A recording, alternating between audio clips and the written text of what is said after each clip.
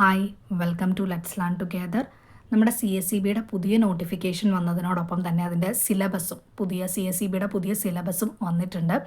നമുക്ക് നേരത്തെ അറിയാൻ കഴിഞ്ഞ പോലെ തന്നെ 100 ക്വസ്റ്റ്യൻസ് ആണ് ഇനി ഉണ്ടാവുക. ഒരു ക്വസ്റ്റ്യൻ 1 മാർക്ക് വെച്ച് 100 മാർക്കിലായിരിക്കും എക്സാം നടക്കുന്നത്. അപ്പോൾ നമ്മുടെ ജൂനിയർ ക്ലർക്ക്, ക്യാഷ്യറിൻ്റെ സിലബസും അതുപോലെ തന്നെ assistant secretary, manager, chief accountant അവരുടെ സിലബസും സെപ്പറേറ്റ് ആയിട്ട് വന്നിട്ടുണ്ട്. അപ്പോൾ നമുക്ക് സിലബസ് ഒന്ന് നോക്കാം. ഇത് ജൂനിയർ ക്ലർക്കിൻ്റെ സിലബസാണ്. ഇതിൽ ആകെ 100 മാർക്കിനാണ് 1 മാർക്ക് വീതമുള്ള 100 ചോദ്യങ്ങൾ എന്നാണ് പറഞ്ഞിരിക്കുന്നത്. ജനറൽ ഇംഗ്ലീഷ് 10 ചോദ്യങ്ങൾ 10 മാർക്കാണ് അതിനുള്ളത്.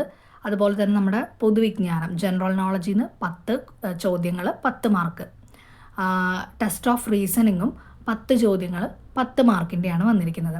അപ്പോൾ ഇംഗ്ലീഷും GKയും നമ്മുടെ റീസണിങ്ങും മാത്സും നമുക്ക് ഉണ്ടായിരുന്നത് 20 ക്വസ്റ്റ്യൻസ് ആയിരുന്നു.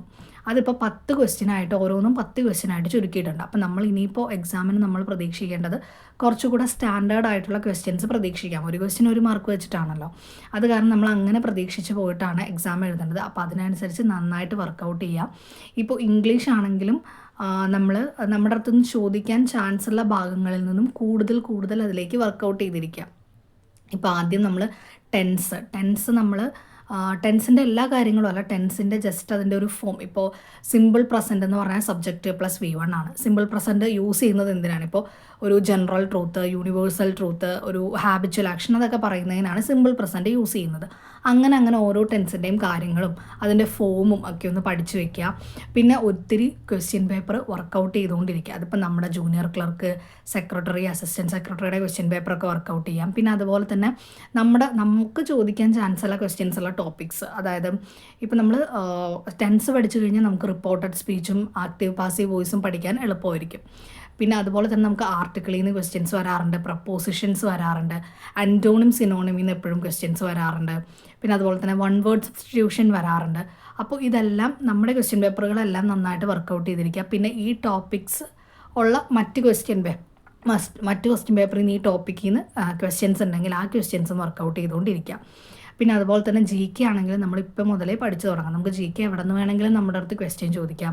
അപ്പോൾ ഇപ്പോൾ മുതലേ GK ഒരു സൈഡിൽ നിന്ന് നമ്മൾ പഠിച്ചു തുടങ്ങാം. പിന്നെ അതുപോലെ തന്നെ ഇതിൽ ടെസ്റ്റ് ഓഫ് റീസണിങ് ആണ് പറഞ്ഞിരിക്കുന്നത്. റീസണിങ്ങിൽ നിന്നായിരിക്കും ഇപ്പോൾ കൂടുതൽ ക്വസ്റ്റ്യൻ പ്രതീക്ഷിക്കാം. അപ്പോൾ അതും മാത്സും നന്നായിട്ട് വർക്കൗട്ട് ചെയ്തുകൊണ്ടേ ഇരിക്കണം. നമുക്ക് എന്തായാലും കുറച്ചുകൂടെ സ്റ്റാൻഡേർഡുള്ള ക്വസ്റ്റ്യൻസ് തന്നെയാണ് നമ്മൾ പ്രതീക്ഷിക്കേണ്ടത്. പിന്നെ കോപ്പറേഷൻ്റെ ഭാഗത്തു നിന്നാണെങ്കിൽ പ്രിൻസിപ്പിൾസ് ആൻഡ് പ്രാക്ടീസസ്, തത്വങ്ങളും പ്രയോഗവുമാണ്. നമുക്ക് നേരത്തെ അങ്ങനെ തന്നെയായിരുന്നു. 15 മാർക്കിനാണ് അത് പറഞ്ഞിരിക്കുന്നത്. 15 ക്വസ്റ്റ്യൻസ് 15 മാർക്കിന്. പിന്നെ കോപ്പറേഷൻ ആക്ട് ആൻഡ് റൂൾസ്, അതും 15 മാർക്കിനാണ്. നമുക്ക് കഴിഞ്ഞ എക്സാം വരെ നമ്മുടെ അടുത്ത് അമെൻമെൻറ്റഡ് ആക്ട് ചോദിച്ചിരുന്നു. ഇനിയിപ്പോൾ അടുത്ത എക്സാം മുതൽ റൂൾസും അമെൻമെൻറ്റഡ് ആയിരിക്കും എന്നാണ് പറഞ്ഞത്. അപ്പോൾ ആക്ടിൻ്റെയും റൂളിൻ്റെയും അമെൻമെൻറ്റഡ് വേർഷൻ തന്നെയായിട്ട് എല്ലാവരും പഠിക്കുക.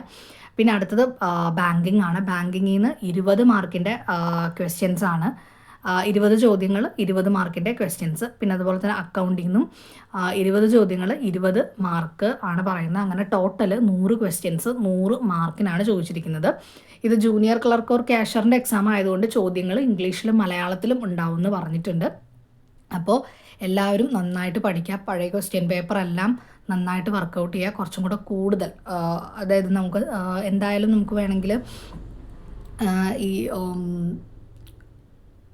നമുക്ക് കുറച്ചും കൂടെ സ്റ്റാൻഡേർഡുള്ള ക്വസ്റ്റ്യൻസ് പ്രതീക്ഷിക്കാം.